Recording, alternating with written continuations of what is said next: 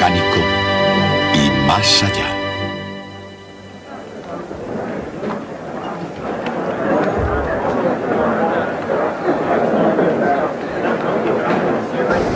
El experimento Michelson-Morley. Hoy me gustaría hablarles sobre algo considerado como el experimento más famoso de toda la historia de la física. Se llama el experimento de Michelson-Morley y fue diseñado para detectar el movimiento de la Tierra a través del éter. El éter era un invento de los físicos del siglo XIX para explicar cómo podía transmitirse la luz a través del espacio vacío entre el Sol y la Tierra. La física tiene su folclore y sus leyendas, como cualquier otra cultura. Por ejemplo, estoy seguro de que ustedes recuerdan la famosa historia de Isaac Newton y la manzana. Bien, pues hay una leyenda con respecto al experimento de Michelson-Morley, enraizada ya tan profundamente como la historia de Isaac y la manzana. Ocurrió lo siguiente. Michelson y Morley hicieron su experimento y demostraron que no había tal éter. De modo que Einstein se vio obligado a inventar la teoría de la relatividad para poder explicar ese resultado. El experimento se hizo en lo que entonces se llamaba Case Institute of Technology en Cleveland, Ohio, en el 87. Que el experimento se hiciera en Cleveland en 1887 fue algo así como que la primera verdadera teoría sobre la electricidad saliera de Filadelfia más de 100 años antes. En 1887, Cleveland y los Estados Unidos eran aún un desierto científico, y especialmente Cleveland, en Ohio. De hecho, hasta es posible que el experimento de Michelson-Morley haya sido el suceso más importante ocurrido en Cleveland hasta que Satchel Paige jugó por los Indians. Pero quizá lo más notable de toda esta historia es el hecho de que Albert Michelson siguió creyendo los 50 años que aún vivió que su gran experimento había sido un fracaso. Hoy veremos si son capaces de comprender por qué sucedió así. 1887, la época de Victoria, reina de Inglaterra y emperatriz de la India. Londres es la capital mundial del comercio.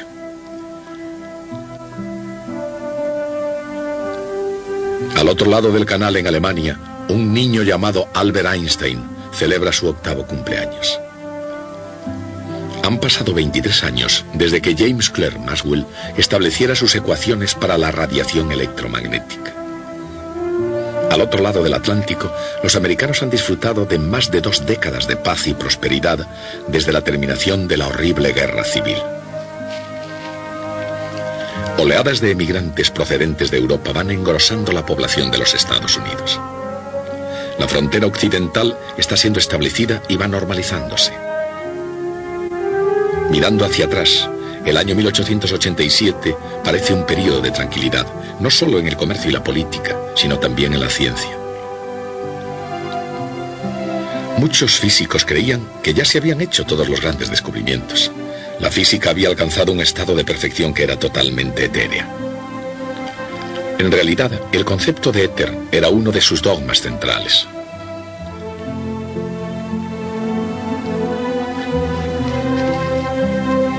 En 1887, en Cleveland, Ohio, 2 físicos, Albert Abraham Michelson y Edward W. Morley, estaban preparando un experimento diseñado para demostrar de una vez por todas que el éter existía realmente. Es cierto que el éter había existido realmente, al menos en las mentes de los filósofos, durante miles de años. Actualmente aceptamos con facilidad la idea del espacio como un vacío, una vasta extensión del cosmos prácticamente desprovista de materia. Pero para los antiguos, la idea de un vacío perfecto era algo imposible de captar. El espacio tenía que ser ocupado por algo, pensaban. La solución que ideó Aristóteles fue el éter. Esa era la sustancia que llenaba lo que de otra manera hubiera sido espacio vacío. Y hasta el siglo XIX el éter llegó a servir para algo más que para satisfacer meramente una necesidad filosófica. El éter era el medio a través del cual las ondas luminosas del Sol se propagaban para iluminar y alimentar la Tierra.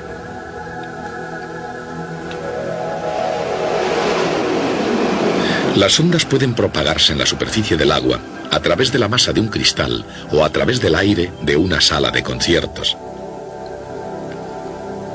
Pero cualquier onda es una perturbación que pasa a través de un medio, de una parte a otra, siguiendo a lo largo de su línea. Dicho de otra forma, siempre que haya una onda, debe haber algo que oscila. Pero cuando las ondas luminosas procedentes del Sol alcanzan la Tierra a través del espacio aparentemente vacío, ¿qué es lo que oscila? En el siglo XIX la respuesta era tan clara como el propio espacio. Era el éter.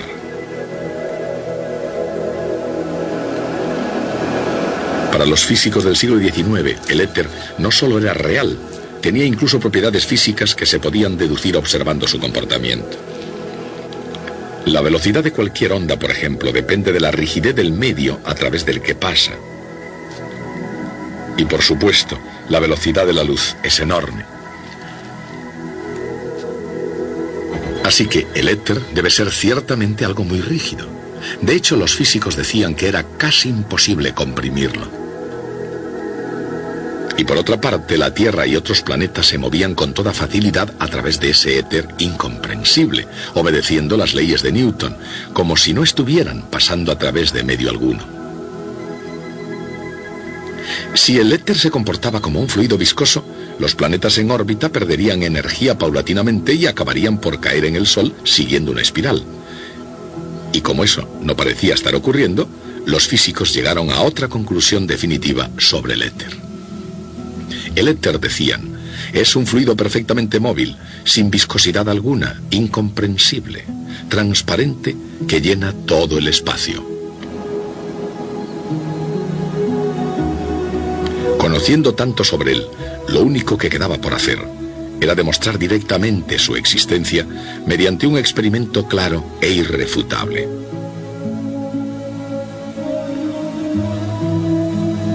De un modo u otro, la capacidad intelectual de los físicos había eludido esa tarea durante el siglo XIX. Pero en 1887, Albert Michelson, ayudado por su amigo Edward Morley, ideó un experimento que no podía fallar.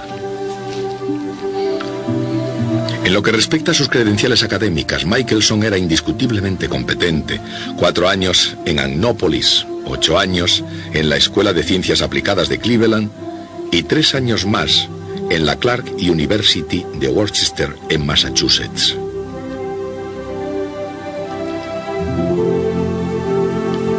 Pero se necesitaría algo más que saber enseñar bien para poder detectar el movimiento absoluto de la Tierra a través del espacio, lo que en efecto detectaría al propio éter.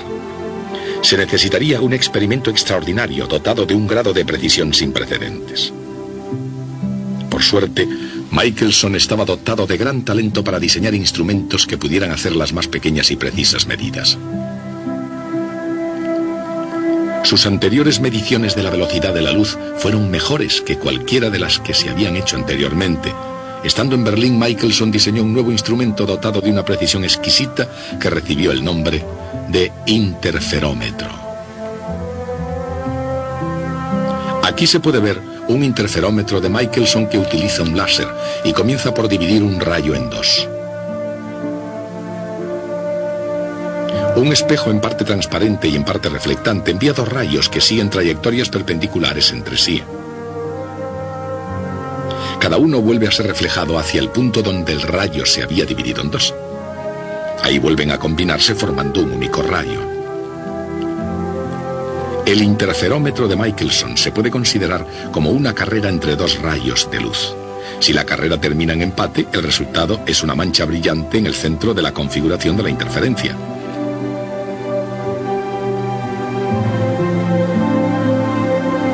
Pero en tiempos de Michelson se creía que no debería haber empate, que ni siquiera debería haber carrera. Y la razón era porque los 2 rayos de luz corrían por una pista en movimiento.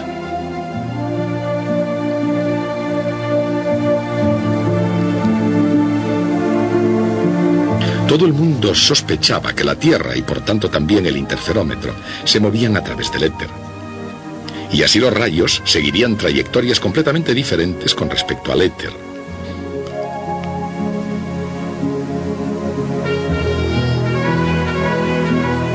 El rayo que se mueve oblicuamente al movimiento de la Tierra forma un triángulo, mientras que el que se mueve siguiendo la dirección del movimiento de la Tierra tiene que recorrer menos distancia en una dirección, pero más en la otra. En sus trayectos de ida y vuelta, el rayo que sigue la dirección del movimiento de la Tierra tiene que recorrer un camino un poco más largo, por eso el rayo oblicuo gana siempre. Michelson sabía que la diferencia esperada en la llegada de los dos rayos sería muy pequeña. La velocidad de la luz es de 3 por 10 elevado a 8 metros por segundo, mientras que la velocidad de la Tierra a través del éter es solo de 3 por 10 elevado a 4 metros por segundo. Y para hacer las cosas aún más complicadas, como los rayos tenían que ir hacia adelante y hacia atrás antes de ser comparados, la diferencia de sus tiempos dependería del cuadrado de ese cociente. Sería una diferencia de solo una 100 millonésima. Irónicamente, esa pequeñísima diferencia en el tiempo de los recorridos sería la prueba exacta que Galileo necesitaba desesperadamente 3 siglos antes. La prueba absoluta, concreta, que necesitaba para demostrar que Copérnico tenía razón y que la Tierra realmente se movía alrededor del Sol.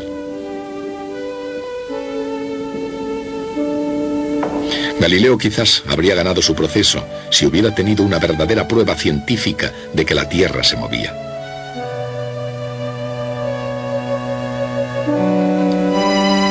Y aunque es poco probable que se acordara de Galileo, esa mínima diferencia de tiempo en los recorridos de los dos rayos de luz era exactamente lo que Michelson quería medir en Berlín en el año 1880. Una empresa alemana que hacía instrumentos fabricó el primer interferómetro. En 1881, cuando Michelson fue a Potsdam, se lo llevó consigo. Era muy sensible, como debería ser. Tan sensible que los carros tirados por caballos o incluso los peatones por la calle en el exterior de su laboratorio afectaban a sus mediciones. Cada vez que lo intentaba necesitaba casi todo el día para poder obtener una simple medición. Así que Michelson no se preocupó al no ver ningún efecto del éter en sus mediciones. Pensaba, y con razón, que su instrumento no era suficientemente seguro. Pasó el tiempo y Michelson no hizo nada más con el interferómetro. Regresó a los Estados Unidos y consiguió una plaza en el Case Institute de Cleveland, y durante ese periodo conoció a un físico y químico de la Western Reserve University, Edward W. Morley, y además de colegas llegaron a ser íntimos amigos.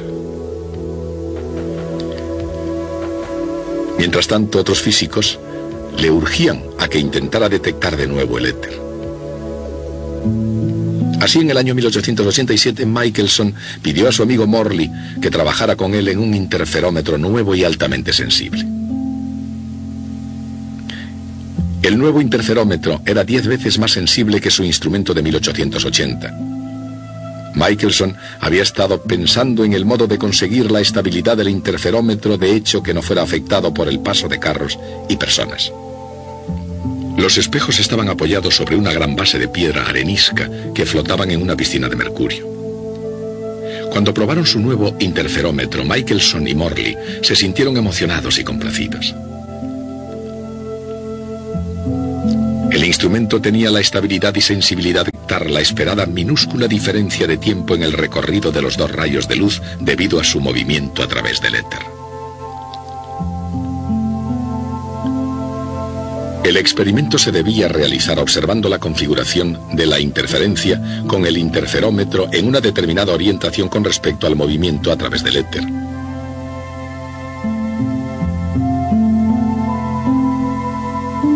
Y girándolo después.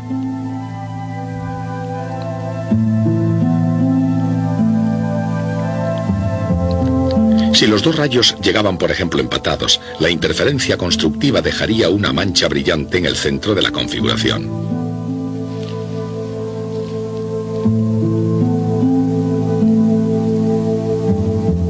Pero si un rayo llegaba ligeramente adelantado respecto al otro, la interferencia destructiva podría oscurecer el centro. Dicho de otro modo, el efecto del movimiento a través del éter se vería en el cambio de las franjas de interferencias cuando se girase el instrumento.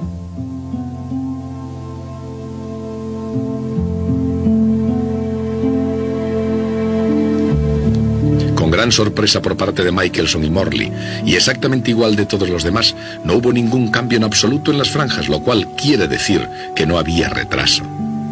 Nada, ninguna diferencia en absoluto.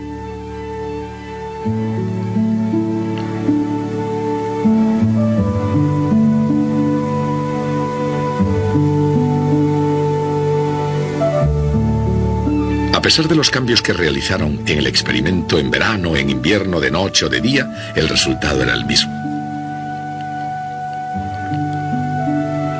La luz aparentemente viaja a la misma velocidad en todas las direcciones, en total desacuerdo con la idea de que la Tierra se mueve a través del éter. En los siguientes 50 años, numerosos físicos repitieron el experimento de Michelson-Morley de una manera cada vez más precisa y sofisticada, con la vana esperanza de hallar algún error, y se llegaba a la misma conclusión, dejándolos perplejos. Pero incluso en 1887, los resultados estaban claros. El experimento en su intento de detectar el éter había fracasado, y las consecuencias eran demoledoras. El resultado negativo era tan alarmante para Michelson como para casi toda la física en su conjunto. Michelson creía que el éter existía y que Morley y él simplemente habían fracasado en su intento. Sostenido por su legendario sentido del humor, Michelson siguió adelante durante muchos años y continuó cosechando éxitos como virtuoso de la física experimental. No obstante, seguía obsesionado por los resultados, o por la falta de ellos, en su experimento con Edward Morley. Si se miran las cosas con perspectiva histórica, se puede afirmar que la idea del éter tuvo una importancia extraordinaria. En 1887 su existencia fue tan importante como la localización del Sol en la época de Copérnico.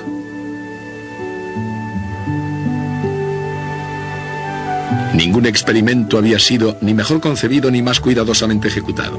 Y cuando en la ciencia fracasa un experimento así, no solo crea un dilema teórico, puede provocar respuestas fantásticas por parte de la comunidad científica. En 1892, el físico irlandés G.F. Fitzgerald sugirió que el tamaño de un brazo del interferómetro de Michelson y Morley se podía haber contraído de alguna manera y que la medida de esa contracción dependía, dijo, de su velocidad.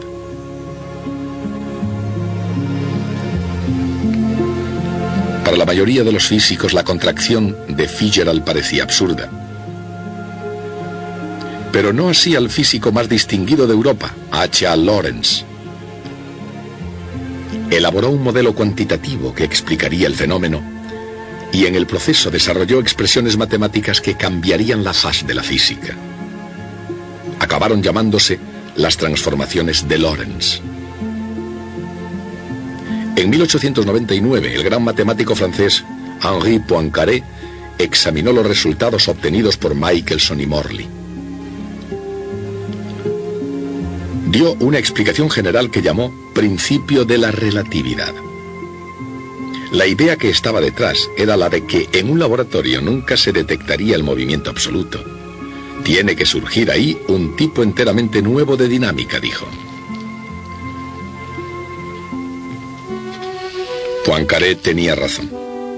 Surgiría un tipo enteramente nuevo de dinámica, pero el principio de la relatividad, que sería su piedra angular, estaba lejos de ser algo nuevo. Su antigüedad alcanzaba al menos los tiempos de Galileo Galilei. Galileo había dicho que un objeto en movimiento tendería a permanecer en su estado de movimiento uniforme. Era la ley de inercia. Y era correcta, porque en su propio marco de referencia, todo estado de movimiento uniforme era en realidad un estado de reposo. Dicho de otra manera, Galileo comprendió la ley de inercia y la razón por la que era verdadera. No hay ninguna diferencia en absoluto entre estar en reposo y estar en movimiento uniforme. Pero por otra parte, Albert Michelson se había propuesto con su experimento detectar el movimiento absoluto de la Tierra. Si hubiera tenido éxito, habría demostrado que existe una diferencia entre movimiento y reposo. Una diferencia que puede ser detectada en un experimento. Lo cierto es que en ambos casos, con éxito o con fracaso, los resultados del experimento de Michelson habrían enfrentado a la física con un grave dilema. Y resultó ser un dilema que iba más allá de lo imaginable, incluso para la imaginación de Heinrich Lorentz. Por supuesto, nosotros podemos imaginarnos a Lorentz como un lanzador de los Brooklyn Dodgers.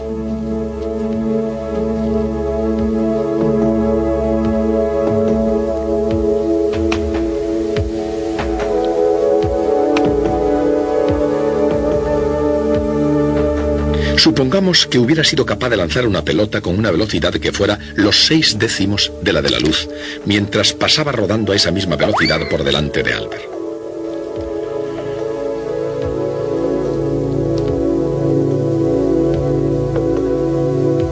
Seguramente, por rápido que hubiera sido el lanzamiento de Henry, le parecería mucho más rápido a Albert. Pero, y aquí está lo que el experimento de Michelson-Morley mostraba, si tanto Albert como Henry observaban el mismo rayo de luz, cada uno de ellos creería que se desplazaba, con relación a sí mismo, a la velocidad de la luz, aun cuando ellos dos se estuvieran moviendo el uno con respecto al otro. Unas consecuencias tan sorprendentes eran difíciles de aceptar, incluso para una mente como la de Lorentz. Lorentz elaboró una teoría matemática que explicaba el experimento, pero estaba basada en las misteriosas propiedades, aún por verificar, de una partícula recientemente descubierta llamada electrón. Hizo falta un joven, un nuevo punto de vista para ver la velocidad de la luz desde un aspecto enteramente nuevo. Su nombre, Albert Einstein, y en física su camino fue el camino del futuro. Pero nadie había hecho tanto por iluminar el futuro como el propio Albert Michelson. Durante casi 50 años después de su primer interferómetro, prosiguió su vida midiendo la velocidad de la luz cada vez con mayor precisión, midiendo el diámetro de una estrella por primera vez, y con el tiempo llegó incluso a admitir que su experimento del interferómetro había confirmado la teoría de la relatividad de Albert Einstein. Lo primero, medir la velocidad de la luz. Lo segundo, medir el diámetro de una estrella. Y lo tercero, fue una prueba de la teoría de la relatividad de Einstein. Michelson se granjeó el respeto de la comunidad científica y la amistad de Albert Einstein, y fue el primer americano galardonado con el premio Nobel. Pero al final de sus días no había llegado a aceptar plenamente las implicaciones de su famoso experimento. En 1931 confesaba: hay que admitir que esos experimentos no son suficientes para justificar la hipótesis de un éter. Pero entonces se preguntaba, ¿cómo se pueden explicar los resultados negativos? En la superficie, como sombras involuntarias sobre un lienzo, hay algunas zonas oscuras en la vida de Michelson, ya que a pesar de todos los puntos brillantes a lo largo de su carrera de 50 años, tendía siempre a concentrarse en su llamado fracaso de 1887. Como el resultado del experimento original fue negativo, el problema continúa requiriendo una solución. Pero en realidad, si el experimento de Michelson fue un fracaso, entonces fue el fracaso más brillante de toda la historia de la ciencia. Y la solución que buscaba, pero que se negó a aceptar, la teoría de la relatividad de Albert Einstein, que cambiaría para siempre el verdadero significado de espacio y de tiempo.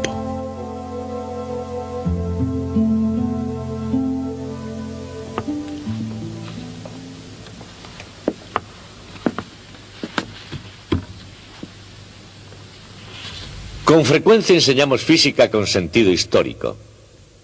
Y el propósito no es enseñar historia, sino enseñar física.